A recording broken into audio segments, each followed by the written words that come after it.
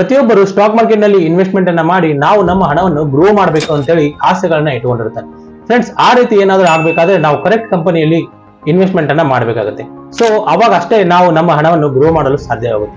So ಯಾವ್ದಾದ್ರು ಒಂದು ಕಂಪನಿಯಲ್ಲಿ ನಾವು ಇನ್ವೆಸ್ಟ್ಮೆಂಟ್ ಅನ್ನ ಮಾಡೋಕ್ಕಿಂತ ಮುಂಚೆ ನಾವು ಆ ಕಂಪನಿಯ ಫಂಡಮೆಂಟಲ್ ಅನಾಲಿಸಿಸ್ ಅನ್ನ ಮಾಡೋದು ತುಂಬಾನೇ ಇಂಪಾರ್ಟೆಂಟ್ ಆಗಿರುತ್ತೆ. ಫಂಡಮೆಂಟಲ್ ಅನಾಲಿಸಿಸ್ ಅನ್ನ ನಾವು ಮಾಡೋದ್ರಿಂದ ನಮಗೆ ಆ ಕಂಪನಿಯ ಇಂಟ್ರೆನ್ಸಿಕ್ ವ್ಯಾಲ್ಯೂ ಅಂತಂದ್ರೆ ಆಕ್ಚುಯಲ್ ವ್ಯಾಲ್ಯೂ ನಮಗೆ ತಿಳಿಯುತ್ತೆ.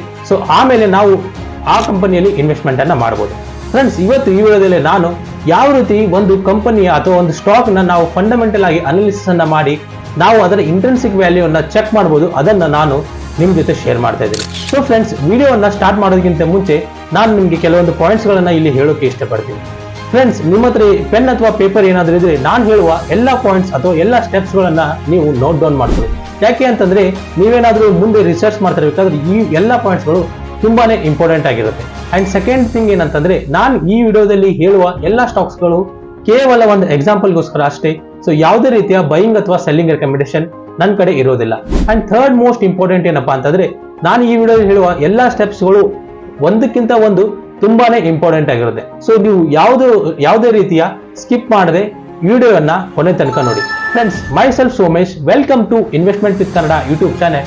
So without wasting any time, let's get started. Friends, ನಾವು ಯಾವುದೇ ರೀತಿಯ ಫಂಡಮೆಂಟಲ್ ಅನಾಲಿಸಿಸ್ ಅನ್ನ ನಾವು ಮಾಡ್ತಾ ಇರಬೇಕಾದ್ರೆ ಎರಡು ಅಪ್ರೋಚ್ ಗಳನ್ನ ಫಾಲೋ ಮಾಡ್ತಾರೆ ಜನರಲ್ ಆಗಿ. One is top to down approach and second one is down to top approach. So ನಾನು ಇಲ್ಲಿ ಟಾಪ್ ಟು ಡೌನ್ ಅಪ್ರೋಚ್ ಅನ್ನು ನಾನು ನಿಮ್ ಜೊತೆ ಶೇರ್ ಅನ್ನ ಮಾಡ್ತೇನೆ. ಸೊ ಈ ಅಪ್ರೋಚ್ ಅನ್ನ ನಾವು ಫಾಲೋ ಮಾಡ್ತಾ ಇರಬೇಕಾದ್ರೆ ನಮ್ಮ ಫಸ್ಟ್ ಸ್ಟೆಪ್ ಏನಾಗಿರುತ್ತೆ ಅಂದ್ರೆ ನಮ್ಮ ದೇಶದ ಮ್ಯಾಕ್ರೋ ಎಕನಾಮಿಕ್ಸ್ ಯಾವ ರೀತಿ ಇದೆಯೋ ಇಲ್ಲ ಅದನ್ನ ನಾವು ತುಂಬಾ ತಿಳ್ಕೊಬೇಕಾಗುತ್ತೆ. ಸೊ ಯಾಕೆ ಅಂತಂದ್ರೆ ನಮ್ಮ ದೇಶದ ಆರ್ಥಿಕತೆ ಮತ್ತು ನಮ್ಮ ದೇಶದ ಗೌರ್ಮೆಂಟ್ ಚೆನ್ನಾಗಿದ್ರೆ ನಾವು ಆ ಕಂಪನಿಯಲ್ಲಿ ನಮ್ಮ ಆ ಸ್ಟಾಕ್ ಮಾರ್ಕೆಟ್ ನಲ್ಲಿ ಇನ್ವೆಸ್ಟ್ಮೆಂಟ್ ಅನ್ನ ಮಾಡಬೇಕಾಗುತ್ತೆ. ಸೊ ನಮ್ಮ ದೇಶದ ಇನ್ಫ್ಲೇಷನ್, ನಮ್ಮ ದೇಶದ ಇಂಟ್ರೆಸ್ಟ್ ರೇಟ್ ಒಂದು ಕರೆಕ್ಟ್ ಸ್ಟೆಬಿಲಿಟಿ ಕನ್ಸಿಸ್ಟೆಂಟ್ ರೀತಿಯಲ್ಲಿ ಇರಬೇಕು. ಸೊ ಅವಾಗ ಅಷ್ಟೇ ನಾವು ನಮ್ಮ ಇನ್ವೆಸ್ಟ್ಮೆಂಟ್ ಅನ್ನ ನಾವು ಕರೆಕ್ಟ್ ಆಗಿ ಗ್ರೋ ಮಾಡೋಕೆ ಸಾಧ್ಯವಾಗುತ್ತೆ. ಸೊ ಫಾರ್ ಎಕ್ಸಾಂಪಲ್ ನೀವು ಇಲ್ಲಿ ನೋಡಕ್ ಹೋದ್ರೆ ನಮ್ಮ ದೇಶದ ಇನ್ಫ್ಲೇಷನ್ ಅನ್ನ ಕಂಟ್ರೋಲ್ ಮಾಡಕ್ಕೆ RBI ಕೆಲವೊಂದ್ಸಲ ರೆಪೋ ರೇಟ್ ಗಳನ್ನ ಇಂಟ್ರೊಡ್ಯೂಸ್ ಮಾಡುತ್ತೆ. ಸೊ ಇದರಿಂದ ಕೆಲವೊಂದ್ಸಲ ಇಂಟ್ರೆಸ್ಟ್ ರೇಟ್ ಏರಿಸ್ತಾರೆ ಮತ್ತು ಕೆಲವೊಂದ್ಸಲ ಇಂಟ್ರೆಸ್ಟ್ ರೇಟ್ ಕಡಿಮೆ ಮಾಡುತ್ತೆ. ಸೊ ಇದರಿಂದ ಸ್ವಲ್ಪ ಬ್ಯಾಂಕ್ಸ್ ಗಳಿಗೆ ಎಫೆಕ್ಟ್ ಆಗುತ್ತೆ. ಸೊ ಈ ರೀತಿ ಇರಬೇಕಾದ್ರೆ ನಾವು ಬೇಸ್ಡ್ ಆನ್ ದ ಕಂಡೀಷನ್ಸ್ ಗಳನ್ನ ನೋಡಿಕೊಂಡು ಇನ್ವೆಸ್ಟ್ಮೆಂಟ್ ಅನ್ನ ಮಾಡಬೇಕು. ಮತ್ತೆ ಮ್ಯಾಕ್ರೋ ಎಕನಾಮಿಕಲ್ಲಿ ನಮ್ಮ ದೇಶದ ಗೌರ್ಮೆಂಟ್ ತುಂಬಾ ಚೆನ್ನಾಗಿ ಇರಬೇಕಾಗುತ್ತೆ. ಸೊ ಯಾಕೆ ಅಂತಂದ್ರೆ ನಮ್ಮ ಗೌರ್ಮೆಂಟ್ ಸ್ಟೇಬಲ್ ಆಗಿದ್ರೆ ನಾವು ಒಳ್ಳೆಯ ರಿಟರ್ನ್ಸ್ ಅನ್ನ ಸ್ಟಾಕ್ ಮಾರ್ಕೆಟ್ ನಿಂದ ಎಕ್ಸ್ಪೆಕ್ಟ್ ಅನ್ನ ಮಾಡಬಹುದು. ಸೆಕೆಂಡ್ ಸ್ಟೆಪ್ ಏನಪ್ಪಾ ಅಂತಂದ್ರೆ ಇಂಡಸ್ಟ್ರಿ ಅನಾಲಿಸಿಸ್ ಅನ್ನ ನಾವು ಮಾಡಬೇಕಾಗುತ್ತೆ. ಸೊ ಇಲ್ಲಿ ಇಂಡಸ್ಟ್ರಿ ಅನಾಲಿಸಿಸ್ ಅಲ್ಲಿ ನಮ್ಗೆ ಏನ್ ಗೊತ್ತಾಗುತ್ತೆ ಅಂತಂದ್ರೆ ಸೊ ನಾವು ಇನ್ವೆಸ್ಟ್ಮೆಂಟ್ ಮಾಡೋ ಅಂದ್ರೆ ನಾವು ಪಿಕ್ ಮಾಡ್ತಿರುವ ಕಂಪನಿ ಸನ್ ರೈಸ್ ಸೆಕ್ಟರ್ ಅಲ್ಲಿ ಇದೆಯಾ ಅಥವಾ ಸನ್ ಸೆಟ್ ಸೆಕ್ಟರ್ ಅಲ್ಲಿ ಇದೆಯಾ ಇದನ್ನ ನಾವು ತಿಳ್ಕೊಬೇಕಾಗುತ್ತೆ. ಸೊ ಸನ್ ರೈಸ್ ಸೆಕ್ಟರ್ಸ್ ಅನ್ನ ನೀವು ನೋಡೋಕ್ ಹೋದ್ರೆ ನಿಮ್ಗೆ ಎಲ್ಲರಿಗೂ ಗೊತ್ತಿರೋದು ಹಾಗೆ ಸೊ EV ಸೆಕ್ಟರ್ ಆಗಿರ್ಬೋದು, ಮತ್ತೆ ಆರ್ಟಿಫಿಷಿಯಲ್ ಇಂಟೆಲಿಜೆನ್ಸ್ ಸೆಕ್ಟರ್ ಆಗಿರ್ಬೋದು ಮತ್ತು ಗ್ರೀನ್ ಎನರ್ಜಿ ಸೆಕ್ಟರ್ಸ್ ಆಗಿರ್ಬೋದು, ಇವೆಲ್ಲವೂ ಗ್ರೋಯಿಂಗ್ ಮತ್ತು ಸನ್ ರೈಸ್ ಸೆಕ್ಟರ್ಸ್. ಸನ್ಸೆಟ್ ಸೆಕ್ಟರ್ ಅನ್ನ ನೀವು ನೋಡೋಕ್ ಹೋದ್ರೆ ನಮ್ಮ ಕೋಲ್ ಇಂಡಸ್ಟ್ರಿ ಆಗಿರ್ಬೋದು, ಇವೆಲ್ಲವೂ ಸನ್ಸೆಟ್ ಇಂಡಸ್ಟ್ರಿಯಲ್ಲಿ ಬರುತ್ತೆ. ಸೊ ಇದನ್ನ ನಾವು ಯಾಕೆ ಹೇಳ್ತಿದ್ದೇನೆ ಅಂತಂದ್ರೆ ಫಾರ್ ಎಕ್ಸಾಂಪಲ್ ನೀವು ನಮ್ಮ ಕೆಲವು ವರ್ಷಗಳ ಹಿಂದೆ ಟ್ಯೂಬ್ಲೈಟ್ಸ್ ಲೈಕ್ CFL ಬಲ್ಬ್ಗಳು ತುಂಬಾನೇ ಜಾಸ್ತಿ ಇದ್ದು. ಸೊ ನೀವು ಇನ್ವೆಸ್ಟ್ಮೆಂಟ್ ಮಾಡಿರೋ ಕಂಪನಿ ಏನಾದ್ರೂ ಈಗನು ಪ್ರೆಸೆಂಟ್ಲಿ ಅವು CFL ಬಲ್ಬ್ ಅಥವಾ ಟ್ಯೂಬ್ಲೈಟ್ ಗಳನ್ನ ಮ್ಯಾನುಫ್ಯಾಕ್ಚರಿಂಗ್ ಅನ್ನ ಮಾಡ್ತಾ ಕೊಡ್ತಿದ್ರೆ ಸೊ ಅದನ್ನ ಯಾರು ಪರ್ಚೇಸ್ ಅನ್ನ ಮಾಡೋಕೆ ಆಗುದಿಲ್ಲ. ಸೊ ಅವರು ಕಂಟಿನ್ಯೂಸ್ ಆಗಿ ರಿಸರ್ಚ್ ಅನ್ನ ಮಾಡಿ ಹೊಸ ಸೆಕ್ಟರ್ಸ್ ಗಳಲ್ಲಿ ಇಂಟ್ರೊಡ್ಯೂಸ್ ಅನ್ನ ಮಾಡಬೇಕು. So always we have to invest in the growing sector. ಆಮೇಲೆ ನಾವು ಅದರ ಮೇಲೆ ಕಂಪನಿಗಳನ್ನ ಚೂಸ್ ಮಾಡಬಹುದು. ಥರ್ಡ್ ಪಾಯಿಂಟ್ ಏನಪ್ಪಾ ಅಂತಂದ್ರೆ ಮ್ಯಾನೇಜ್ಮೆಂಟ್ ಅನಾಲಿಸಿಸ್ ಅನ್ನ ಮಾಡಬೇಕಾಗುತ್ತೆ. ಸೊ ಮ್ಯಾನೇಜ್ಮೆಂಟ್ ಅನಾಲಿಸಿಸ್ ಅಂತಂದ್ರೆ ಏನು, ಇದೇನಪ್ಪ ಇವನೇನು ಹೇಳ್ತಿದ್ದಾನೆ ಅಂತ ಅನ್ಕೋತಿದ್ದೀರಾ? ಯಾಕೆ ಅಂತಂದ್ರೆ ನೀವೇನಾದ್ರೂ ಇನ್ವೆಸ್ಟ್ಮೆಂಟ್ ಮಾಡಿರುವ ಕಂಪನಿ ಮ್ಯಾನೇಜ್ಮೆಂಟ್ ಚೆನ್ನಾಗಿದೆಯೋ ಇಲ್ಲ ಅಂತ ನಿಮಗೆ ಗೊತ್ತಿರಬೇಕು. ಸೊ ಏನ್ ಅನಾಲಿಸಿಸ್ ಅಂತಂದ್ರೆ ಫಾರ್ ಎಕ್ಸಾಂಪಲ್ ನೀವು ಯಾವ್ದಾದ್ರು ಒಂದು ಕಂಪನಿನ ತಗೊಂಡು ಆ ಕಂಪನಿಯ CEO ಆಗಿರ್ಬೋದು, ಪ್ರಮೋಟರ್ಸ್ ಆಗಿರ್ಬೋದು, MD ಆಗಿರ್ಬೋದು, ಸೊ ಅವರು ಯಾವುದೇ ರೀತಿಯ ಅಲಿಗೇಷನ್ಸ್ ಅಂದ್ರೆ ಅವ್ರ ಮೇಲೆ ಯಾವುದೇ ರೀತಿಯ ಫ್ರಾಡ್ ಕೇಸಸ್ ಆಗಲಿ ಯಾವುದೇ ರೀತಿಯ ಕೇಸ್ಗಳು ಇರಬಾರ್ದು. ಯಾಕಂತಂದ್ರೆ ನೀವು ಯಾವ್ದಾದ್ರು ಒಂದು ದೊಡ್ಡ ಕಂಪನಿನ ನೀವು ಲೀಡ್ ಮಾಡ್ತಿದ್ದಾರೆ ಅಂದ್ರೆ ಆ ಕಂಪನಿಯ CEO ತುಂಬಾ ಒಳ್ಳೆಯವನಾಗಿರ್ಬೇಕಾಗಿದೆ. ಸೊ ಆಮೇಲೆ ಅದನ್ನ ಜನ ಟ್ರಸ್ಟ್ ಮಾಡ್ತಾರೆ. ಸೊ ಇದನ್ನ ನಾವು ಎಲ್ಲಿ ಕಂಡುಹಿಡಿಬೇಕು, ನಮ್ಗೆ ಯಾವ ರೀತಿ ನಮಗೆ ಗೊತ್ತಾಗುತ್ತೆ ಅಂತಂದ್ರೆ ನಿಮ್ಗೆ ಕನ್ಫ್ಯೂಸ್ ಆಗ್ತದೆ. ಸಿಂಪಲ್ ಆಗಿ ನಾನು ಕೆಲವೊಂದು ಸ್ಟೆಪ್ಸ್ ಗಳನ್ನ ನಿಮ್ಗೆ ಹೇಳ್ತೀನಿ. ಸೊ ಫಾರ್ ಎಕ್ಸಾಂಪಲ್, ನೀವೇನಾದ್ರೂ ಇನ್ಫೋಸಿಸ್ ಅಥವಾ TCS ಯಾವ್ದಾದ್ರು ಒಂದು ಕಂಪನಿಯಲ್ಲಿ ನೀವು ಇನ್ವೆಸ್ಟ್ಮೆಂಟ್ ಮಾಡ್ತಿದ್ರ ಅಂತ ಅನ್ಕೊಳ್ಳಿ.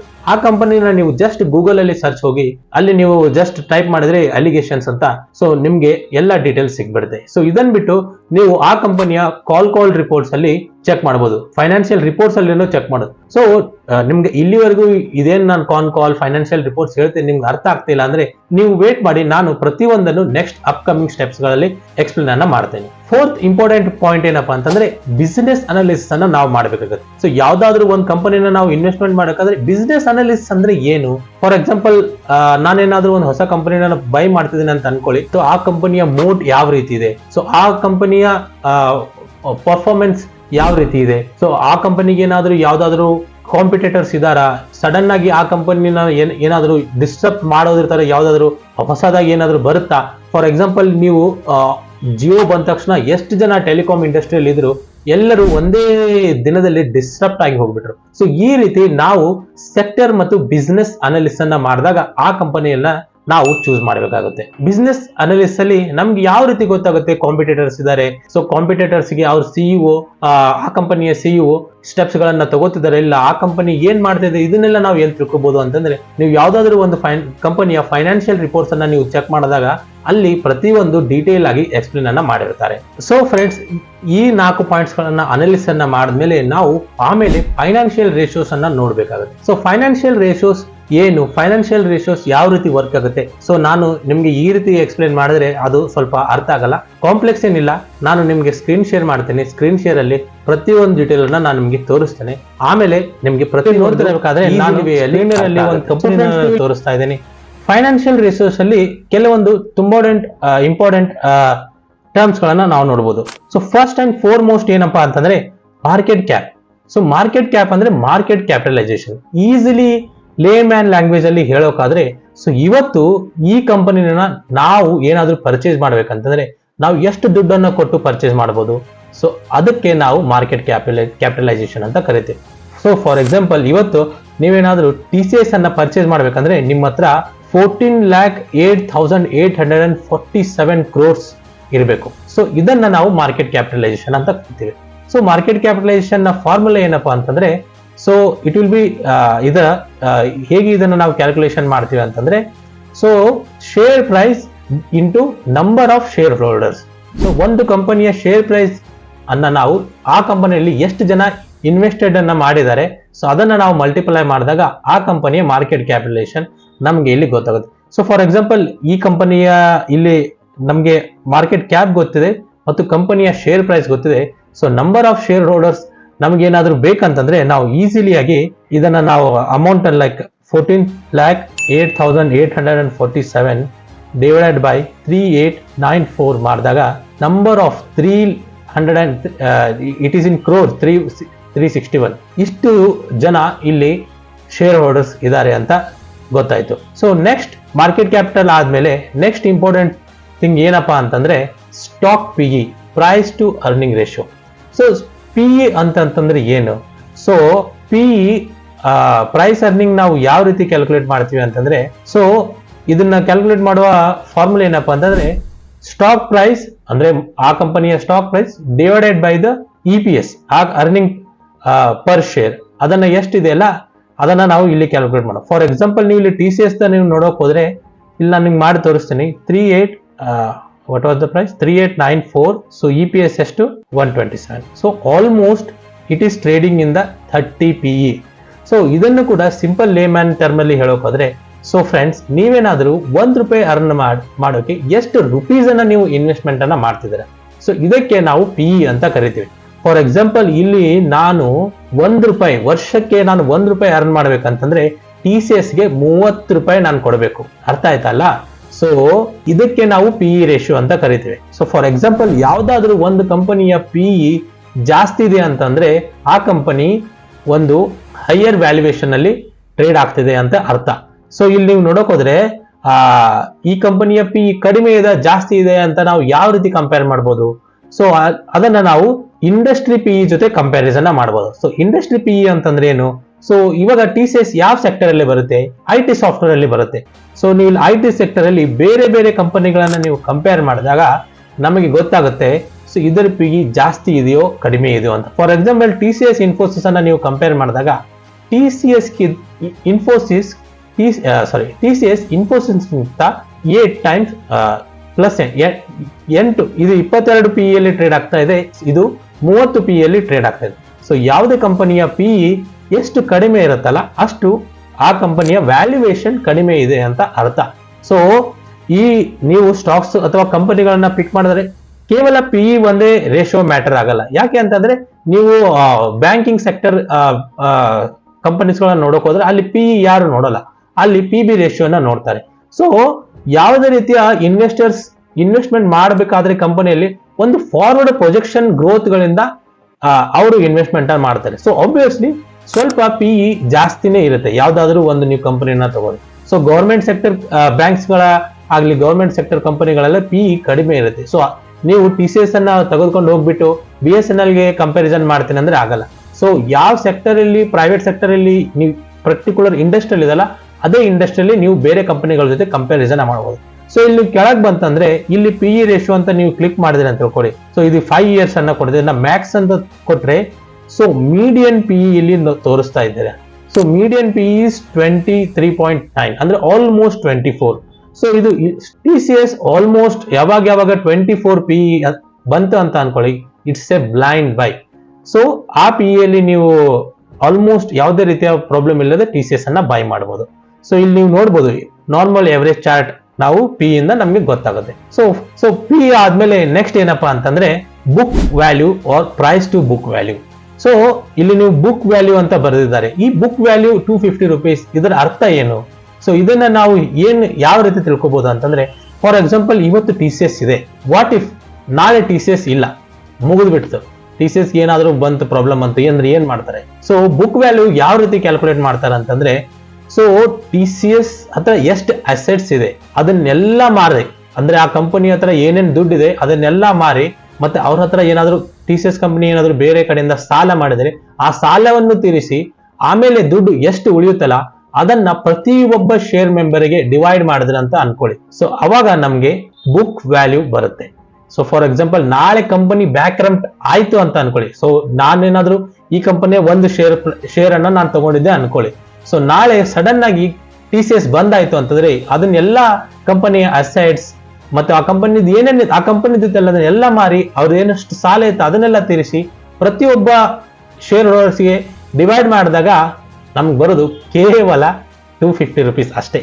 ಸೊ ಎಷ್ಟು ಬುಕ್ ವ್ಯಾಲ್ಯೂ ಜಾಸ್ತಿ ಇರುತ್ತಲ್ಲ ಶೇರ್ ಮಾರ್ಕೆಟ್ ನಲ್ಲಿ ಕಂಪನಿಗೆ ಇನ್ವೆಸ್ಟರ್ಸ್ಗೆ ತುಂಬಾನೇ ಒಳ್ಳೆಯದಾಗಿರುತ್ತೆ. So price to book value ಅಂತಂದ್ರೆ ಏನು? So price to book value is nothing but ಕಂಪನಿಯ ಶೇರ್ ಪ್ರೈಸ್ ಏನಿರುತ್ತಲ್ಲ ಅದನ್ನ ನಾನು ಬುಕ್ ವ್ಯಾಲ್ಯೂ ಜೊತೆ ಡಿವಿಷನ್ ಮಾಡಿದಾಗ ನನಗೆ ಪ್ರೈಸ್ ಟು ಬುಕ್ ವ್ಯಾಲ್ಯೂ ಬರುತ್ತೆ. ಸೊ ಇಲ್ಲಿ ನೀವು 3894 ಡಿವೈಡೆಡ್ ಬೈ 250 ಮಾಡಿ 155.7. ಸೊ ಇಲ್ಲಿ ನೋಡಬಹುದು ಇದನ್ನ ನಾವು ಪ್ರೈಸ್ ಟು ಬುಕ್ ವ್ಯಾಲ್ಯೂ ಅಂತ ಕರಿತೀವಿ. ಸೊ ರಿಮೆಂಬರ್ ಗೈಸ್, ನೀವು ಯಾವ್ದಾದ್ರು ಒಂದು ಕಂಪನಿಯ ಅನಾಲಿಸಿಸ್ ಅಥವಾ ಸ್ಟಾಕ್ ಪಿಕ್ ಅನ್ನ ನೀವು ಮಾಡ್ತಿರ್ಬೇಕಾದ್ರೆ ಪ್ರೈಸ್ ಟು ಬುಕ್ ಮತ್ತೆ ಪ್ರೈಸ್ ಟು ಅರ್ನಿಂಗ್ ರೇಷಿಯೋ ಎರಡು ಕಡಿಮೆ ಇರಬೇಕು. ಎಷ್ಟು ಕಡಿಮೆ ಇರುತ್ತಲ್ಲ ಅಷ್ಟು ಒಳ್ಳೆಯ ಕಂಪನಿ ಅದಾಗಿರುತ್ತೆ. ಸೊ ಇದನ್ ಬಿಟ್ಟು ನೆಕ್ಸ್ಟ್ ಇಂಪಾರ್ಟೆಂಟ್ ಥಿಂಗ್ ಏನಪ್ಪಾ ಅಂತಂದ್ರೆ ROCE ಮತ್ತು ROE. ಸೊ ROCE ಅಂತಂದ್ರೆ return on capital investments, ROE ಅಂದ್ರೆ ರಿಟರ್ನ್ ಆನ್ ಇಕ್ವಿಟಿ. ಇವೆರಡು ಕ್ಯಾಲ್ಕುಲೇಷನ್ ಮಾಡುವ ಫಾರ್ಮುಲಾ ನಾನು ನಿಮ್ಗೆ ಜೊತೆ ಶೇರ್ ಮಾಡಲ್ಲ, ಯಾಕಂದ್ರೆ ಇದು ಸ್ವಲ್ಪ ಕಾಂಪ್ಲೆಕ್ಸ್ ಇದೆ. ಸೊ ಇದರಲ್ಲಿ ನಿಮ್ಗೆ ಎಷ್ಟು ಬೇಕು ಅಷ್ಟನ್ನ ನೀವು ತಿಳ್ಕೊಂಡ್ರೆ ಸಾಕು. ಸೊ ಇಲ್ಲಿ ROE ಅಂತಂದ್ರೆ ಏನು, ರಿಟರ್ನ್ ಆನ್ ಇಕ್ವಿಟಿ ಅಂತಂದ್ರೆ ಏನು? ಸೊ ಫಾರ್ ಎಕ್ಸಾಂಪಲ್ ಯಾವ್ದಾದ್ರು ಒಂದು ಕಂಪನಿನ, ಸೊ ನಂದೇ ಒಂದು ಕಂಪನಿ ಇದೆ ಅಂತ ಅನ್ಕೊಳ್ಳಿ. ಸೊ ನಾನು ನನ್ನ ಕಂಪನಿಯ ಶೇರ್ಸ್ ಗಳನ್ನ ನಿಮ್ ಜೊತೆ ಸೆಲ್ ಮಾಡ್ತೀನಿ. ಸೊ ನೀವೆಲ್ಲರೂ ಪರ್ಚೇಸ್ ಮಾಡಿ ನನಗೆ ದುಡ್ಡನ್ನ ಕೊಡ್ತಾರೆ. ಆ ದುಡ್ಡಿಂದ ನಾನು ಎಷ್ಟು ಲಾಭವನ್ನ ನಿಮ್ಗೆ ತಂದು ಕೊಡ್ತೀನಿ, ಅದಕ್ಕೆ ನಾನು ROE ಅಂತ ಕರಿತೇನೆ. ಸೊ ಫಾರ್ ಎಕ್ಸಾಂಪಲ್ ನನಗೆ ಅಷ್ಟು ದುಡ್ಡು ಸಾಕಾಗಿಲ್ಲ, ಬಟ್ ನಾನು ಯಾವ್ದಾದ್ರು ಒಂದು ಇಂಡಸ್ಟ್ರಿನ ಮತ್ತೆ ನನ್ನ ಮ್ಯಾನುಫ್ಯಾಕ್ಚರಿಂಗ್ ಅನ್ನ ನಾನು ಸ್ಟಾರ್ಟ್ ಮಾಡಬೇಕಾಗಿದೆ ಅಂತಂದ್ರೆ ನೀವು ಕೊಟ್ಟು ದುಡ್ಡನ್ನ ಬಿಟ್ಟು ನಾನು ಬ್ಯಾಂಕ್ ಕಡೆಯಿಂದ ಬೇರೆ ಸಾಲವನ್ನು ತಗೊಂತೇನೆ. ಆ ಸಾಲ ತಗೊಂಡು ಆಮೇಲೆ ನಾನು ನನ್ನ ಮ್ಯಾನುಫ್ಯಾಕ್ಚರಿಂಗ್ ಯೂನಿಟ್ ಅನ್ನ ಮಾಡಿದಾಗ ಅದು ಆದ್ಮೇಲೆ ನಾನು ಎಷ್ಟು ರಿಟರ್ನ್ಸ್ ಅನ್ನ ಆ ಕ್ಯಾಪಿಟಲ್ ಇಂದ ನಮ್ಗೆ ತಂದ್ಕೊಟ್ಟೆ ಅದಕ್ಕೆ ನಾನು ROCE ಅಂತ ಕರಿತೇವೆ. ಸೊ ಒಂದು ಥಂಬ್ ರೂಲ್ ಪ್ರಕಾರ ROE ಮತ್ತು ROCE ಎರಡು 15 ಗಿಂತ ಜಾಸ್ತಿ ಇದ್ರೆ ಅದು ಒಂದು ಒಳ್ಳೆಯ ಸ್ಟಾಕ್ ಅಥವಾ ಒಳ್ಳೆಯ ಕಂಪನಿ ಅಂತ ನಾವು ಅನ್ಕೋಬಹುದು. ಫಾರ್ ಎಕ್ಸಾಂಪಲ್ ಇಲ್ಲಿ ನೀವು ROE ಮತ್ತು ROC ಅನ್ನ ನೋಡಿದ್ರೆ it is ROE is 51 and ROC is 64. So it is a very good company. So friends, next ಬರುವ ರೇಷಿಯೋಸ್ ಗಳನ್ನ ನೀವು ಇಲ್ಲಿ ನೋಡಬಹುದು. ಲೈಕ್ ನೆಕ್ಸ್ಟ್ ಇದಾದ್ಮೇಲೆ ತುಂಬಾನೇ ಇಂಪಾರ್ಟೆಂಟ್ ರೇಷಿಯೋಸ್ ಏನಪ್ಪಾ ಅಂತಂದ್ರೆ debt to equity ratio. Debt to equity ratio ಅಂತಂದ್ರೆ ಡೆಟ್ ಅಂತಂದ್ರೆ ನಿಮ್ಗೆಲ್ಲ ಗೊತ್ತಿದೆ ಅಂತ ನಾನು ಅನ್ಕೊಳ್ತೇನೆ. ಯಾವ್ದಾದ್ರು ಒಂದು ಕಂಪನಿ ತನ್ನ ಪರ್ಫಾರ್ಮೆನ್ಸ್ ನ ಇಂಪ್ರೂವ್ ಮಾಡ್ಬೇಕಂದ್ರೆ ಸಾಲವನ್ನ ಅದು ಮಾಡುತ್ತೆ. ಸೊ ಆ ಸಾಲಕ್ಕೆ ಡೆಟ್ ಅಂತ ಕರಿತೀವಿ. ಸೊ ಫಾರ್ ಎಕ್ಸಾಂಪಲ್ ಇಲ್ಲಿ TCS ಅನ್ನ ನೀವು ನೋಡಕ್ ಹೋದ್ರೆ ಇದು ಕೇವಲ 0.09%. ಅಂದ್ರೆ ಇವ್ರ ಹತ್ರ ತುಂಬಾನೇ ಕಮ್ಮಿ ಸಾಲ ಇದೆ ಅಂತ. It is a very cash rich company. So ಇದು debt to equity ratio always it should be less than 1. ಅಂದ್ರೆ ಅವ್ರ ಅರ್ನಿಂಗ್ಸ್ ಎಷ್ಟಿದೆ ಅಂತ ಡೆಟ್ ಟು ಇಕ್ವಿಟಿ ಯಾವ ರೀತಿ ಕ್ಯಾಲ್ಕುಲೇಟ್ ಮಾಡ್ತಾರೆ ಅಂದ್ರೆ, ಸೊ ಫಾರ್ ಎಕ್ಸಾಂಪಲ್ ನನ್ನ ಹತ್ರ ಒಂದ್ ವರ್ಷ ನನ್ನ ಕಂಪನಿ ಎಲ್ಲ ಪರ್ಫಾರ್ಮ್ ಆಗಿ ನನ್ನ ಹತ್ರ 1000 crores ಉಳಿತಂತ ಅನ್ಕೊಳ್ಳಿ. ನಾನೇನಾದ್ರೂ 4000 crores ಅನ್ನ ಸಾಲವನ್ನು ಪಡ್ಕೊಂಡ್ರೆ ಇಲ್ಲಿ ನನ್ನ ಡೆಟ್ ಇಕ್ವಿಟಿ ರೇಷಿಯೋ 4 ಆಗುತ್ತೆ. ಸೊ ಇದು 1ಕ್ಕಿಂತ ಕಡಿಮೆ ಇರಬೇಕು. ನಾನು ಎಷ್ಟು ಜಾಸ್ತಿ ಅಂದ್ರೆ ನಿಮ್ಮ ಸಂಬಳ ನೀವು ಎಷ್ಟು ಬರ್ತಾ ಇರುತ್ತಲ್ಲ ಅದಕ್ಕಿಂತ ಜಾಸ್ತಿ ನೀವು ಸಾಲವನ್ನು ಮಾಡೋಕೆ ಆಗೋದಿಲ್ಲ, ಸಿಂಪಲ್ ಆಗಿ ಹೇಳೋ. So debt to equity ratio ಎಷ್ಟು ಕಡಿಮೆ ಇರುತ್ತಲ್ಲ ಅಷ್ಟು ಒಳ್ಳೆಯ ಕಂಪನಿ ಅದಾಗಿರುತ್ತೆ. ಸೊ ಇದಾದ್ಮೇಲೆ ಇಲ್ಲಿ ಅರ್ನಿಂಗ್ಸ್ EPS ಅಂದ್ರೆ ಅರ್ನಿಂಗ್ ಪರ್ ಶೇರ್. ಸೊ ಇದನ್ನ ಯಾವ ರೀತಿ ಕ್ಯಾಲ್ಕುಲೇಟ್ ಮಾಡಬಹುದು ಇದನ್ನ ನಾನು ನಿಮಗೆ ಕೆಳಗಡೆ ತೋರಿಸ್ತೇನೆ. ಸೊ ಇದಾದ್ಮೇಲೆ ಇವೆಲ್ಲ ನೀವು ನೋಡೋದಕ್ಕಿಂತ ಮುಂಚೆ ನಾನು ಆಗಲೇ ಸ್ಟಾರ್ಟಿಂಗ್ ನಲ್ಲಿ ಹೇಳ್ಬೇಕಾಗಿತ್ತು, ಇದನ್ನು ಕೂಡ ನಾವು ನೋಡಬೇಕಾಗುತ್ತೆ. ಸೊ ಇಲ್ಲಿ ನಾವು ಬಿಸ್ನೆಸ್ ಅಲ್ಲಿ ನಾವು ರಿಸರ್ಚ್ ಮಾಡಬೇಕಾದ್ರೆ ಅಬೌಟ್ ಕಂಪನಿ ಏನ್ ಮಾಡುತ್ತೆ, TCS ಇದು ಎಲ್ಲಿದೆ. ಸೊ ಇಲ್ಲಿ ನೀವು ಕೀ ಪಾಯಿಂಟ್ಸ್ ಅಲ್ಲಿ ನೋಡಬಹುದು. ಇದು ಬೇಕಾದ್ರೆ ಇದನ್ನ ನೀವು ಓದ್ಕೋಬಹುದು. ಸೊ ಕೀ ಪಾಯಿಂಟ್ಸ್ ಅಲ್ಲಿ ನೀವು ನೋಡಕ್ ಹೋದ್ರೆ ಇವರು ಇಲ್ಲಿ ತೋರಿಸುತ್ತೆ. ಸೊ ಇಲ್ಲಿ ರೆವೆನ್ಯೂ ಬ್ರೇಕಪ್ ಅನ್ನ ಇದು ಡೀಟೇಲ್ ಆಗಿ ಕೊಡುತ್ತೆ. BFSI ಅಂದ್ರೆ ಬ್ಯಾಂಕಿಂಗ್ ಅಂಡ್ ಫೈನಾನ್ಷಿಯಲ್ ಸೆಕ್ಟರ್ ಇಂದ ಇವರಿಗೆ 32% ರೆವೆನ್ಯೂ ಬರ್ತಾ ಇದೆ. ಕನ್ಸ್ಯೂಮರಬಲ್ ಬಿಸಿನೆಸ್ ಇಂದ 16% ಬರ್ತಾ ಇದೆ. Life science and health care 11%. So technology service manufacturing. So ಇಲ್ಲಿ ನೀವು ನೋಡಬಹುದು. ಮತ್ತೆ ಪ್ರಾಡಕ್ಟ್ಸ್ ಅಂಡ್ ರಿಫಾರ್ಮ್ಸ್. ಸೊ ನೀವು ಯಾವ್ದಾದ್ರು ಕಂಪನಿನ ಅನಾಲಿಸಿಸ್ ಅನ್ನ ಮಾಡಬೇಕಾದ್ರೆ ಇಲ್ಲಿ ನೀವು ಓದಿದ್ರೆ ನಿಮ್ಗೆ ಒಂದು ಐಡಿಯಾ ಬರುತ್ತೆ. ಓಕೆ, ಈ ಕಂಪನಿಯ ಬಿಸ್ನೆಸ್ ಈ ರೀತಿ ಇದೆ, ಮುಂದೆ ಇದರ ಪ್ಲಾನ್ಸ್ ಗಳೇನಿದೆ. ಸೊ ಅದನ್ನ ಇಲ್ಲಿ ಪ್ರತಿಯೊಂದನ್ನು ಅವರು ಮೆನ್ಷನ್ ಮಾಡಿದ್ದಾರೆ. ಸೊ ಫಾರ್ ಎಕ್ಸಾಂಪಲ್ ಇಲ್ಲಿ ನೋಡಬಹುದು key highlights of Q2 FY24.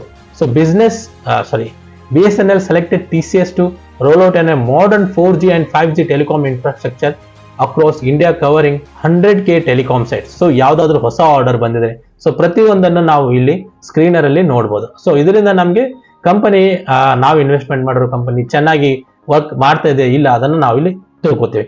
So ಇದಾದ್ಮೇಲೆ ನೆಕ್ಸ್ಟ್ ನೀವು ಇಲ್ಲಿ ಕೆಳಗೆ ಬಂದಾಗ ಸೊ ಇಲ್ಲಿ ನೀವು ಚಾರ್ಟ್ ಅಲ್ಲಿ ನೋಡಬಹುದು. ಸೊ ಇಲ್ಲಿ ನಾನು ಪ್ರೈಸ್ ಅನ್ನ ನೀವು ಕಂಪ್ಯಾರಿಸನ್ ಅನ್ನು ತೋರಿಸಿದ್ರೆ ಫ್ರಮ್ ಮ್ಯಾಕ್ಸ್ ಟು ಇದರಿಂದ ಕಂಪ್ಯಾರಿಸನ್. ಸೊ ನೀವು ಯಾವುದೇ ಟೈಮ್ ಅಲ್ಲಿ ಈ ಕಂಪನಿಯಲ್ಲಿ ನೀವು ಇನ್ವೆಸ್ಟ್ಮೆಂಟ್ ಅನ್ನ ಮಾಡಿದ್ರೆ ನಿಮಗೆ 100% ನಿಮ್ಮ ಅಮೌಂಟ್ ಜಾಸ್ತಿ ಆಗಿರುತ್ತೆ. ಸೊ ಇಲ್ಲಿ ನೀವು 1 ಮಂತ್ ಅಲ್ಲ 3 year ತಗೊಳ್ಳಿ, 5 year ತಗೊಳ್ಳಿ. So always TCS is a very good company. So ಇಲ್ಲಿ ನೀವು ಚಾರ್ಟ್ ಅನ್ನ ನೋಡಿ ಕಂಪ್ಯಾರಿಸನ್ ಮಾಡೋದು. ಸೊ ಇಲ್ಲಿ ನೀವು 2 ಪ್ಯಾರಾಮೀಟರ್ಸ್ ಇನ್ನೂ ಇದೆ, like 50 days moving average and 200 days moving average. So generally ತುಂಬಾ ಜನ ಏನ್ ಹೇಳ್ತಾರೆ ಅಂತಂದ್ರೆ, ಸೊ ಯಾವ್ದಾದ್ರು ಒಂದು ಸ್ಟಾಕ್ 200 days ಮೂವಿಂಗ್ ಎವರೇಜ್ ಗಿಂತ ಕಡಿಮೆ ಬಂತಂತ ಅನ್ಕೊಳ್ಳಿ, ಸ್ವಲ್ಪ ಅದು ಕರೆಕ್ಷನ್ಸ್ ಅನ್ನ ತೆಗೆದುಕೊಳ್ಳುತ್ತೆ ಅಂತ ಅರ್ಥ. ಬಟ್ ನೀವೊಬ್ಬ ಲಾಂಗ್ ಟರ್ಮ್ ಇನ್ವೆಸ್ಟರ್ಸ್ ಇದ್ರೆ ಈ 200 daysಗೆ ಏನು ಯೋಚನೆ ಮಾಡುವ ಅವಶ್ಯಕತೆ ಇರೋದಿಲ್ಲ. ಸೊ ಇಲ್ಲಿ ನೀವು ಪ್ರೋಸ್ ಅನ್ನ ನೋಡಬಹುದು, ಇಲ್ಲಿ ನಿಮ್ಗೆ ಕಾನ್ಸ್ ಅನ್ನ ಕೊಟ್ಟಿದ್ದಾರೆ. ಸೊ ಈ ರೀತಿ ನಾವು ಇಲ್ಲಿ ಆಲ್ಮೋಸ್ಟ್ ನಾವು ನೋಡಿದ್ರೆ ನಮ್ಗೆ ಈಸಿಲಿ ಆಗಿ ಗೊತ್ತಾಗುತ್ತೆ ಸೊ ಈ ಕಂಪನಿ ಚೆನ್ನಾಗಿದೆಯೋ ಇಲ್ಲ ಅಂತ ಹೇಳಿ. ಸೊ ನೆಕ್ಸ್ಟ್ ನೀವು ಇಲ್ಲಿ ಕೆಳಗೆ ಬಂತಂದ್ರೆ ಪಿಯರ್ ಜೊತೆ ಕಂಪ್ಯಾರಿಸನ್ ಮಾಡಬಹುದು. ಸೊ ಲೈಕ್ ಇಲ್ಲಿ ಆಗಲೇ ನಾನು ಹೇಳಿದೆ PE ಅನ್ನ ನೋಡಬಹುದು, ಮಾರ್ಕೆಟ್ ಕ್ಯಾಪಿಟಲೈಸೇಷನ್ ಅನ್ನ ನೋಡಬಹುದು. ಸೊ ಡಿವಿಡೆಂಟ್ ಈಲ್ಡ್ ಅಂತಂದ್ರೆ ಕಂಪನಿ ತನ್ನ ರೆವೆನ್ಯೂ ಅನ್ನ ಮಾಡಿ ಆಮೇಲೆ ಲಾಭ ಟ್ಯಾಕ್ಸ್ ಗಳನ್ನ ಕಟ್ಟಿ ಎಷ್ಟು ದುಡ್ಡು ಉಳಿಯುತ್ತಲ್ಲ ಆ ದುಡ್ಡನ್ನ ತನ್ನ ಇನ್ವೆಸ್ಟರ್ಸ್ ಗೆ ಹಂಚುತ್ತೆ. ಸೊ ಅದನ್ನ ಡಿವಿಡೆಂಟ್ ಈಲ್ಡ್ ಅಂತ ಕರೀತಾರೆ. ಸೊ ಲಾರ್ಜ್ ಕ್ಯಾಪ್ ಕಂಪನೀಸ್ಗಳು ಡಿವಿಡೆಂಟ್ ಅನ್ನ ಕೊಟ್ಟರೆ ಚೆನ್ನಾಗಿದೆ, ಬಟ್ ಸ್ಮಾಲ್ ಕ್ಯಾಪ್ ಕಂಪನಿಗಳು ಡಿವಿಡೆಂಡ್ಸ್ ಅನ್ನ ಕೊಡಬಾರ್ದು. ಯಾಕೆ ಅಂತಂದ್ರೆ ಸ್ಮಾಲ್ ಕಂಪನಿಗಳು ಆ ಉಳಿದ ದುಡ್ಡನ್ನ ಇನ್ನೂ ಬೇರೆ ಬಿಸ್ನೆಸ್ ಗಳಲ್ಲಿ ಹಾಕಿ ತಮ್ಮ ಬಿಸ್ನೆಸ್ ಅನ್ನ ಎಕ್ಸ್ಪಾನ್ಷನ್ ಮಾಡಬಹುದು. ಸೊ ಡಿವಿಡೆಂಡ್ಸ್ ಓಕೆ, ಯಾವ ಕಂಪನಿಯ ಡಿವಿಡೆಂಡ್ ಜಾಸ್ತಿ ಇರುತ್ತೆ ಆ ಕಂಪನಿ ನೀವು ಇನ್ವೆಸ್ಟ್ಮೆಂಟ್ ಮಾಡೋಕೆ ತಕ್ಕೊಳ್ಳಬಹುದು. ಸೊ ಇಲ್ಲಿ net profit latest quarterly results ಅನ್ನ ನೋಡಬಹುದು ಮತ್ತು ಇಷ್ಟು ಪ್ರಾಫಿಟ್ ನೋಡಬಹುದು, ಇಲ್ಲಿ ಸೇಲ್ಸ್ ಅನ್ನ ನೋಡಬಹುದು. ಸೊ ಇಲ್ಲಿ ಬಂದ್ರೆ ನೀವು ಕ್ವಾರ್ಟರ್ಲಿ ರಿಸಲ್ಟ್ಸ್ ಅನ್ನ ನೀವು ಇಲ್ಲಿ ನೋಡಬಹುದು. ಸೊ ಅಗೇನ್ ಲೈಕ್ ಇನ್ವೆಸ್ಟ್ಮೆಂಟ್ ಅನ್ನ ನಾವು ಈ ಕಂಪನಿಯಲ್ಲಿ ನಾವು ಚೆಕ್ ಮಾಡಿದಾಗ ಪ್ರತಿಯೊಂದು ಕ್ವಾರ್ಟರ್ ಅನ್ನ ನಾವು ಕಂಪ್ಯಾರಿಸನ್ ಮಾಡಬೇಕು. ಸೊ ಫಾರ್ ಎಕ್ಸಾಂಪಲ್ ನಾನೇನಾದ್ರೂ ಈ ಕಂಪನಿಲಿ ಇನ್ವೆಸ್ಟ್ಮೆಂಟ್ ಅನ್ನ ಮಾಡಿದ್ರೆ ನಾ ಕ್ವಾರ್ಟರ್ ಟು ಕ್ವಾರ್ಟರ್ ಗ್ರೋತ್ ಇದೆಯೋ ಇಲ್ಲ ಅಂತ ನಾನು ಚೆಕ್ ಮಾಡ್ಬೋದು. ಸೊ ಯಾವ ರೀತಿ ಚೆಕ್ ಮಾಡ್ತೀನಿ ಅಂತಂದ್ರೆ, so for example March 2023 to March 2024 growth ಇದೆಯಾ? ಇದೆ. ಸೊ ಈ ಕ್ವಾರ್ಟರ್ಲಿ ಗ್ರೋತ್ ಇದೆಯಾ, ಇಯರ್ಲಿ ಗ್ರೋತ್ ಇದೆಯಾ, ಇಲ್ಲಿ ನೀವು ಚೆಕ್ ಮಾಡ್ಬೋದು. ಸೊ ಇದಾದ್ಮೇಲೆ ಎಕ್ಸ್ಪೆನ್ಸಸ್ ಜಾಸ್ತಿ ಇನ್ಕ್ರೀಸ್ ಆಗಬಾರ್ದು. ಸೊ ಇದೇನಾದ್ರೆ ಎಕ್ಸ್ಪೆನ್ಸಸ್ ಜಾಸ್ತಿ ಇನ್ಕ್ರೀಸ್ ಆದರೆ ಆಪರೇಟಿಂಗ್ ಪ್ರಾಫಿಟ್ ಮಾರ್ಜಿನ್ಗೆ ಡಿಫರೆನ್ಸ್ ಸ್ವಲ್ಪ ಪ್ರಾಬ್ಲಮ್ ಬರುತ್ತೆ. ಸೊ ಇಲ್ಲಿ ನೀವು TCS ನೀವು ನೋಡಿದ್ರೆ consistently it is in the range of 25 to 28. So it indicates it's a very good company. So ಇದು ಒಂದು ಒಳ್ಳೆಯ ಕನ್ಸಿಸ್ಟೆನ್ಸಿಯಲ್ಲಿ ಇರಬೇಕು. ಸೊ ಒಂದ್ಸಲ ಇದು 26 ಆಗೋದು, ಇನ್ನೊಂದ್ಸಲ 12 ಆಗೋದು, ಇನ್ನೊಂದ್ಸಲ 34 ಆಗೋದು, ಈ ರೀತಿ ಫ್ಲಕ್ಚುಯೇಷನ್ಸ್ ಇರಬಾರ್ದು. ಇದನ್ನ ನಾವು ಆಪರೇಟಿಂಗ್ ಪ್ರಾಫಿಟ್ ಮಾರ್ಜಿನ್ ಅಲ್ಲಿ ನೋಡ್ಬೋದು. ಮತ್ತೆ ಅದರ್ ಇನ್ಕಮ್ ಲೈಕ್ ಆ ಕಂಪನಿ ಹತ್ರ ದುಡ್ಡಿದ್ರೆ ಅವ್ರು ಬೇರೆ ಕಡೆ ಇನ್ವೆಸ್ಟ್ಮೆಂಟ್ ಅನ್ನ ಮಾಡಿರ್ತಾರೆ. ಸೊ ಇಂಟ್ರೆಸ್ಟ್, ನಾನು ಆಗ್ಲೇ ಹೇಳಿದೆ, ಇಂಟ್ರೆಸ್ಟ್ ಇಲ್ಲಿ ಇದು ಜಾಸ್ತಿ ಆಗಬಾರ್ದು. ಸೊ ಜಾಸ್ತಿ ಆದ್ರೆ ಕಂಪನಿಯ ಪ್ರಾಫಿಟ್ಸ್ಗೆ ತುಂಬಾನೇ ಹೊಡೆತ ಬೀಳುತ್ತೆ. ಯಾಕಂತಂದ್ರೆ ಇದು ಯಾವಾಗ ಜಾಸ್ತಿ ಆಗುತ್ತೆ, ಡೆಟ್ ಟು ಇಕ್ವಿಟಿ ರೇಷಿಯೋ ಜಾಸ್ತಿ ಆದಾಗ ಇಲ್ಲಿ ಇಂಟ್ರೆಸ್ಟ್ ಜಾಸ್ತಿ ಆಗುತ್ತೆ. ಸೊ ಇಲ್ಲಿ ಇಂಟ್ರೆಸ್ಟ್ ಆದ್ರೆ ಆಬ್ವಿಯಸ್ಲಿ ನಮಗೆ ಟೋಟಲ್ ಪ್ರಾಫಿಟ್, ನೆಟ್ ಪ್ರಾಫಿಟ್ ನಲ್ಲಿ ಸ್ವಲ್ಪ ಹೊಡೆತ ಬೀಳುತ್ತೆ. ಸೊ ಕ್ವಾರ್ಟರ್ಲಿ ನಾವು ರಿಪೋರ್ಟ್ಸ್ ಅನ್ನ ಬಂದಾಗ, ಸೊ ನಾವು ಇನ್ವೆಸ್ಟ್ಮೆಂಟ್ ಮಾಡಿರೋ ಕಂಪನಿಯಾಗಿ ಇದನ್ನ ನಾವು ಪ್ರತಿಯೊಂದನ್ನ ಚೆಕ್ ಮಾಡಬೇಕು. ಸೊ ಮತ್ತೆ ಇದಾದ್ಮೇಲೆ ಇಲ್ಲಿ ನೋಡಿ ಡೆಪ್ರಿಸಿಯೇಷನ್ ಏನಂತಂದ್ರೆ ಅವ್ರ ಹತ್ರ ಕಂಪನೀಸ್ ಹತ್ರ ಸ್ವಲ್ಪ ಅಸೆಟ್ಸ್ ಇರುತ್ತೆ, ಲೈಕ್ ಲ್ಯಾಪ್ಟಾಪ್ ಇರುತ್ತೆ, ಡೆಸ್ಕ್ಟಾಪ್ ಇರುತ್ತೆ, ಅವ್ರ ಹತ್ರ ವೆಹಿಕಲ್ಸ್ ಇರುತ್ತೆ. ಸೊ ಇವೆಲ್ಲ ವಸ್ತುಗಳ ವ್ಯಾಲ್ಯೂ ಪ್ರತಿ ವರ್ಷ ಸ್ವಲ್ಪ ಕಮ್ಮಿ ಆಗ್ತಾ ಹೋಗ್ತಾ ಇರುತ್ತೆ. ಸೊ ಈ ರೀತಿ ಇರಬೇಕಾದ್ರೆ ಅವರು ಅದನ್ನ ಟ್ಯಾಕ್ಸ್ ಬೆನಿಫಿಟ್ಸ್ಗೋಸ್ಕರ ಡೆಪ್ರಿಸಿಯೇಷನ್ ಅಲ್ಲಿ ಡಿಕ್ಲೇರ್ ಅನ್ನ ಮಾಡ್ತಾರೆ. ಸೊ ಇದನ್ನ ನಾವೇನ್ ಕನ್ಸಿಡರ್ ಮಾಡೋದು ಅವಶ್ಯಕತೆ ಇಲ್ಲ. ಸೊ ಟೋಟಲಿ ನೆಟ್ ಪ್ರಾಫಿಟ್ ನೋಡಬಹುದು, always it is increasing. So ಇದನ್ನೆಲ್ಲ ನಾವು ಇಲ್ಲಿ ಬಂದಾಗ ನೆಕ್ಸ್ಟ್ ನಮಗೆ EPS ಅನ್ನ ಸಿಗುತ್ತೆ. ಸೊ EPS ಯಾವಾಗ್ಲೂ ಕ್ವಾರ್ಟರ್ ಟು ಕ್ವಾರ್ಟರ್ ಇನ್ಕ್ರೀಸ್ ಆದ್ರೆ ನಾವು ಒಳ್ಳೆಯ ರಿಟರ್ನ್ಸ್ ಗಳನ್ನ ಎಕ್ಸ್ಪೆಕ್ಟ್ ಅನ್ನ ಮಾಡಬಹುದು. ಸೊ ನೆಕ್ಸ್ಟ್ ಲೈಕ್ ಇಲ್ಲಿ ನಾವು ಪ್ರಾಫಿಟ್ ಲಾಸ್ ಸ್ಟೇಟ್ಮೆಂಟ್ಸ್ ಅನ್ನ ನೋಡಬಹುದು. ಪ್ರಾಫಿಟ್ ಲಾಸ್ ಅಲ್ಲಿ ಲೈಕ್ ಅಗೇನ್ ಅಲ್ಲಿ ಕ್ವಾರ್ಟರ್ಲಿ ಇತ್ತು, ಇಲ್ಲಿ ಇಯರ್ಲಿ ಇದೆ, ಅಷ್ಟೇ ಡಿಫರೆನ್ಸ್. ಇಲ್ಲಿ ನೀವು ನೋಡಕ್ ಹೋದ್ರೆ ಇನ್ನೂ ಕೆಲವೊಂದು ಡೀಟೇಲ್ಸ್ ಇದೆ. Component sales growth, profit growth, return on equity ಯಾವ ರೀತಿ ಗ್ರೋತ್ ಇದೆ. So for example last 10 year return on equity is 40%. So ಇಲ್ಲಿ ನೀವು balance sheet, so balance sheet ಅಲ್ಲಿ ಅವ್ರ ಹತ್ರ ಎಷ್ಟು ದುಡ್ಡು ಇದೆ ಮತ್ತು ಏನೇನ್ ಮಾಡಿದ್ರು ಅದನ್ನೆಲ್ಲ ನಾವು ಇಲ್ಲಿ ನೋಡಬಹುದು. So equity capital like reserves ಅಂದ್ರೆ ಅವ್ರ ಹತ್ರ ಎಷ್ಟು ದುಡ್ಡು ಇದೆ TCS ಕಡೆ. ಸೊ TCS ಕಡೆ ಕರೆಂಟ್ಲಿ 90,127 rupees ಅಷ್ಟು ದುಡ್ಡಿದೆ, 90,127 crores. ಅಂಡ್ ಅವ್ರ ಹತ್ರ ಬಾರೋಯಿಂಗ್ಸ್ ಎಷ್ಟು, ಜಸ್ಟ್ 8,000 crores. ಫ್ರೆಂಡ್ಸ್ 90,000 crore ಹತ್ರ ದುಡ್ಡಿದ್ರೆ 8,000 crores ನಥಿಂಗ್. ಸೊ ನಿಮ್ಮ ಹತ್ರ 90,000 ಬ್ಯಾಂಕ್ ಅಲ್ಲಿ ಹಾಗೆ ಬಿದ್ದಿದೆ. ಸೊ 8,000 ಸಾಲ ನಥಿಂಗ್ ಅಲ್ವಾ. ಸೊ ಇದನ್ನ ಬಿಟ್ಟು ಬೇರೆ ಲಯಬಿಲಿಟಿ ಕೂಡ ಇದೆ, this is all nothing. So ಇದನ್ನ ನಾವು ಡೆಟ್ ಟು ಇಕ್ವಿಟಿಯಲ್ಲಿ ನಿಮಗೆ ಎಕ್ಸ್ಪ್ಲೇನ್ ಅನ್ನ ಮಾಡಿದೆ. ಸೊ ಫಿಕ್ಸ್ಡ್ ಅಸೆಟ್ಸ್ ಏನೇನಿದೆ, ಅವ್ರ ಹತ್ರ ಲ್ಯಾಂಡ್ ಎಲ್ಲಿದೆ, ಎಷ್ಟಿದೆ, ಪ್ರತಿಯೊಂದು ಡೀಟೇಲ್ಸ್ ಅನ್ನ ನೀವು ನೋಡ್ಬೋದು. ಪ್ರತಿ ವರ್ಷ ಕಂಪನಿಯ ಫಿಕ್ಸ್ ಅಸೆಟ್ಸ್ ಮತ್ತೆ ಪ್ರತಿ ವರ್ಷ ಅವರ ರಿಸರ್ವ್ಸ್ ಏನಿರುತ್ತಲ್ಲ ಅದು ಗ್ರೋ ಆಗ್ತಾ ಹೋಗ್ತಾ ಇರಬೇಕು. ಸೊ ಇಲ್ಲಿ ನೀವು ನೋಡಿದ್ರೆ ಕ್ಯಾಶ್ ಫ್ಲೋನ ನಾವು ನೋಡ್ಬೋದು. ಯಾಕಂದ್ರೆ ಕ್ಯಾಶ್ ಫ್ಲೋ ಒಂದು ಕಂಪನಿಯಲ್ಲಿ ತುಂಬಾನೇ ಇಂಪಾರ್ಟೆಂಟ್ ಆಗುತ್ತೆ. ಯಾಕಂದ್ರೆ ಅವ್ರ ಹತ್ರ ಕ್ಯಾಶ್ ಇದ್ರೇನೆ ಅವರು ತಮ್ಮ ಬಿಸ್ನೆಸ್ ಗಳನ್ನ ಗ್ರೋ ಮಾಡೋಕೆ ಸಾಧ್ಯವಾಗುತ್ತೆ. ಸೊ ಇಲ್ಲಿ ನೀವು ಅಗೇನ್ ನೋಡಕ್ ಹೋದ್ರೆ cash from the operating activity like receivables ಇದೆ, ಇನ್ವೆಂಟ್ರಿ ಎಷ್ಟಿದೆ, ಇದನ್ನೆಲ್ಲ ನಾವು ಇಲ್ಲಿ ನೋಡ್ಬೋದು. ಸೊ ಇಲ್ಲಿ ಅಗೇನ್ ಲೈಕ್ ರೇಷಿಯೋಸ್ ಬರುತ್ತೆ. ಸೊ ಇದೇನು ಅಷ್ಟು ಇಂಪಾರ್ಟೆಂಟ್ ಇಲ್ಲ. And next important thing is share holding pattern. So ಯಾವ್ದಾದ್ರು ಒಂದು ಕಂಪನಿಯಲ್ಲಿ ನಾವು ಇನ್ವೆಸ್ಟ್ಮೆಂಟ್ ಅನ್ನ ಮಾಡಬೇಕಾದ್ರೆ ಪ್ರಮೋಟರ್ ಹತ್ರ ಸ್ವಲ್ಪ ಜಾಸ್ತಿ ಶೇರ್ ಹೋಲ್ಡರ್ ಇರಬೇಕು. ಸೊ ಇದರ ಅರ್ಥ ಏನಪ್ಪಾ, ಪ್ರಮೋಟರ್ ಹತ್ರ ಜಾಸ್ತಿ ಶೇರ್ ಹೋಲ್ಡಿಂಗ್ ಇತ್ತಂತಂದ್ರೆ ಅವನಿಗೆ ಆ ಕಂಪನಿ ಮೇಲೆ ಕಾನ್ಫಿಡೆನ್ಸ್ ಜಾಸ್ತಿ ಇದೆ ಅಂತ ಅರ್ಥ. ಸೊ ನೀವೇನಾದ್ರೂ ಯಾವ ಕಂಪನಿಯ ಇನ್ವೆಸ್ಟ್ಮೆಂಟ್ ಮಾಡೋಕೆ ನೀವು ಹೋದಾಗ ಪ್ರಮೋಟರ್ ಶೇರ್ ಹೋಲ್ಡಿಂಗ್ ಆಲ್ಮೋಸ್ಟ್ ಅದು ಕನ್ಸಿಸ್ಟೆಂಟ್ ಆಗಿ ಇರಬೇಕು. ಸೊ ಒಂದ್ ಸೈಕಲ್ ಅಲ್ಲಿ ಜಾಸ್ತಿ ಆಗೋದು, ಒಂದ್ ಸೈಕಲ್ ಅಲ್ಲಿ ಕಡಿಮೆ ಆಗೋದು, ಈ ರೀತಿ ಆಗಬಾರ್ದು. ಸೊ ಈ ರೀತಿ ಆದ್ರೆ ಪ್ರಮೋಟರ್ಗೆ ತನ್ನ ಕಂಪನಿ ಮೇಲೆ ತನಗೇನೆ ಒಂದು ನಂಬಿಕೆ ಇಲ್ಲ ಅಂತ ಅರ್ಥ. ಸೊ FIS DIS ಇನ್ವೆಸ್ಟ್ಮೆಂಟ್ ಮಾಡಿದರೆ ಇಲ್ಲ, ಇದನ್ನು ನಾವು ಜಸ್ಟ್ ರೆಫರೆನ್ಸ್ ಆಗಿ ನೋಡ್ಕೋಬಹುದು. ಸೊ ನಾನು ನಿಮ್ಗೆ ಆಗ್ಲೇ ಹೇಳಿದೆ, ನಾವು ಯಾವ್ದಾದ್ರು ಒಂದು ಕಂಪನಿಯ ಬಿಸ್ನೆಸ್ ನಲ್ಲಿ ಏನಾದರೂ ಫ್ರಾಡ್ಸ್ ಇದೆಯೋ ಅಥವಾ ಅವ್ರದ್ದು CEO ಮೇಲೆ ಏನಾದರೂ ಕೇಸ್ ಇದೆಯೋ ಅದನ್ನೆಲ್ಲ ನಾವು ಎಲ್ಲಿ ಚೆಕ್ ಮಾಡ್ಬೋದು ಅಂತಂದ್ರೆ, ಸೊ ಇಲ್ಲಿ ನೀವು PPT ಅಥವಾ ಕಾಲ್ ಅನ್ನ ನೀವು ಇಲ್ಲಿ ನೋಡಕ್ ಹೋದ್ರೆ ಲೈಕ್ ಟ್ರಾನ್ಸ್ಕ್ರಿಪ್ಟ್. ಸೊ ಇದನ್ನ ನೀವು ಓದ್ಕೋಬಹುದು. ಇದನ್ನ ನೀವು ಓದಿ ಒಂದ್ಸಲ, ನಿಮ್ಗೆ ತುಂಬಾ ನಾಲೆಜ್ ಬರುತ್ತೆ. ಯಾಕಂತಂದ್ರೆ ಈ ಪ್ರತಿಯೊಬ್ಬರು ಇನ್ವೆಸ್ಟರ್ಸ್ ಯಾರು ಇರ್ತಾರಲ್ಲ ಅವರು ಕ್ವಶನ್ಸ್ ಗಳನ್ನ CEO ಅಂದ್ರೆ TCS ಮ್ಯಾನೇಜ್ಮೆಂಟ್ ಜೊತೆ ಕೇಳ್ತಾರೆ. ಅವರು ಇದರ ಮೇಲೆ ತಮ್ಮ ಆನ್ಸರ್ಸ್ ಗಳನ್ನ ಕೊಡ್ತಾರೆ. ಸೊ ಇಲ್ಲಿ ಆನ್ಯುವಲ್ ರಿಪೋರ್ಟ್ಸ್ ಗಳನ್ನ ನೋಡಬಹುದು. ಸೊ ಪ್ರತಿಯೊಂದನ್ನು ನೀವು ನೋಡಿ, ರಿಪೋರ್ಟ್ಸ್ ಗಳನ್ನ ನೋಡಿ ಆಮೇಲೆ ನಿಮ್ಗೆ ಒಳ್ಳೇದನ್ಸಿದ್ರೆ ನೀವು ಆ ಕಂಪನಿಯಲ್ಲಿ ಇನ್ವೆಸ್ಟ್ಮೆಂಟ್ ಅನ್ನ ಮಾಡಬಹುದು. ಫ್ರೆಂಡ್ಸ್, ನಾನು ಇಲ್ಲಿ ನಿಮ್ಗೆ ಈಸಿಲಿ ಪ್ರತಿಯೊಂದು ಪಾಯಿಂಟ್ಸ್ ಗಳನ್ನ ನಿಮ್ಗೆ ತಿಳಿಸಿದ್ದೇನೆ. ಸೊ ನಿಮ್ಗೆ ಏನಾದರೂ ಡೌಟ್ಸ್ ಗಳಿದ್ರೆ ದಯವಿಟ್ಟು ನಿಮ್ಮ ಡೌಟ್ಸ್ಗಳನ್ನು ಕೆಳಗಡೆ ಕಮೆಂಟ್ ಸೆಕ್ಷನ್ನಲ್ಲಿ ತಿಳಿಸಿ ಮತ್ತು ಈ ವಿಡಿಯೋನ ನಿಮ್ಮ ಫ್ರೆಂಡ್ಸ್ ಮತ್ತು ಫ್ಯಾಮಿಲಿ ಮೆಂಬರ್ ಜೊತೆ ಶೇರ್ ಮಾಡಿ. ಸೊ ನಿಮ್ಗೇನಾದರೂ ನನ್ನ ವಿಡಿಯೋ ಇಷ್ಟವಾದಲ್ಲಿ ನನ್ನ ಚಾನಲ್ಗೆ ಸಬ್ಸ್ಕ್ರೈಬ್ ಮಾಡಿ. So see you in the next video guys. Until then, bye bye, take care.